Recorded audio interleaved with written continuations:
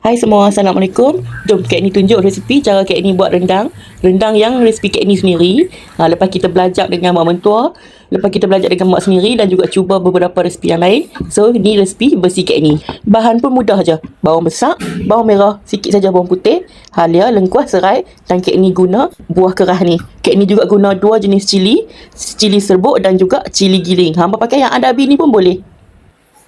Untuk daging, potong sederhana tebal macam ni. Besar tapi tebal sikit. Tapi jangan terlalu untuk ketebalan dan saiz daging tu, Kak Ni dah kira.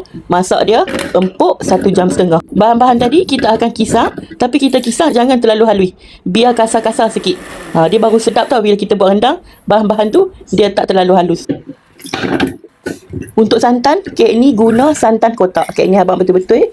Kak Ni rasa santan kotak lebih stabil kalau kita nak buat rendang yang sedap. Dia punya result tu memang seperti yang kita jangka. Kalau guna santan daripada santan fresh yang kita beli daripada pasar tu, selalu result dia kadang-kadang dia jadi macam ni, dia jadi macam tu. Tak setara dia punya result tu. Kalau pakai santan kotak, memang confirm jadi elok. Lepas tu mula-mula kita masukkan bawang kisar, bahan kisar yang lain tu, cili serbuk dan juga daging. Cili kisar basah. Lepas tu kita kacau rata dan baru masukkan santan. Ini santan kotak kan, tadi Kak Ni bagi tahu. Kita masukkan separuh dulu. Lepas tu masukkan serbuk ketumbar. Kak Ni guna serbuk ketumbar. And then minyak ni wajib kalau kita guna santan kotak. Pasal santan kotak memang tak akan keluarkan minyak. Kita kena bubuh minyak tu sendiri. Dan kita masaklah sampailah betul-betul mendidih. Bila air daging tu dah keluar, nampak surut sikit, baru kita masukkan baki santan tu. Kadang tu kita ni masak, kita ni orang kata masukkan 5 cawan santan, kita terus masuk 5 cawan santan. Lepas tu kita punya nampak rendang berayak, kita cepat panik. Lepas tu kita mulalah, aku masak tak jadi. Sebab tu Kak Ni kata masuk je sikit-sikit. Jangan terus room satu sebebak tu kan. Terus masuk sikit-sikit, relax, tengok. Dah cukup ni. Kita guna juga kita punya mata untuk menilai kita punya masakan. Lepas tu tadi Kak Ni dah masuk gula Melaka. Gula Melaka apa masuklah ikut apa sukalah, manis takat mana. Lepas tu ni Kak Ni hiris daun kunyit, hiris halus. Ada suka halus lagi. Kak Ni suka yang tak halus sangat, tak kasar sangat. Dan kita biar rendang ni bila air dah surut, dia akan mula keluarkan minyak di permukaan. Itu tandanya rendang kita dah hampir nak kering. Jadi bagi daging tu empuk dulu. Bagi daging tu empuk, barulah hampa boleh masukkan kerisik dan juga daun kunyit.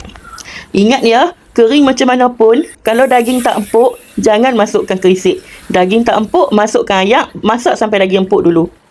Bila dah masuk kerisik, barulah hampa masukkan garam. Garam ni masuk last-last. Sebab kita tak mau kita masuk awal-awal. Nanti kita punya rendang, bila air dah kering, masin pula kita punya rendang. Masuk last-last bila dah kering. Lepas tu masuklah daun kunyit. Kak Ni masuk 2 kali daun kunyit tu. Ada masuk yang awal tu, masukkan awal sikit. Lepas tu nanti bila dah tutup api tu, Kak Ni tabung lagi daun kunyit. Sebab Kak Ni suka daun kunyit banyak. Inilah rendang daging yang perfect bagi Kak Ni lah. Bahan awalnya banyak, tak berkuah, tak berair, tapi dia berkuah pekat yang ada isi sebab kita kisar kasar je bahan tu. Tak juga terlalu kering. Dia basah-basah. Dagingnya diselaputi elok dengan kuah. Tak nampak isi daging tu seketul. Dan dia ada berminyak sikit. Rasa dia balance, pedas, manis, sedikit berempah kan sebab kita letak ketumbar je. Dan bau harum daun kunyit tu memang jelas. Kita boleh bau dia punya. Lepas tu Kak Ni pula jenis tak suka letak daun limau dalam rendang. Bila kita cicah dengan lemang atau ketupat tu, isi dia terus kita boleh kau sebab dia dah potong ngam elok. Jangan lupa cuba resepi rendang ni dan jangan lupa klik like dan share.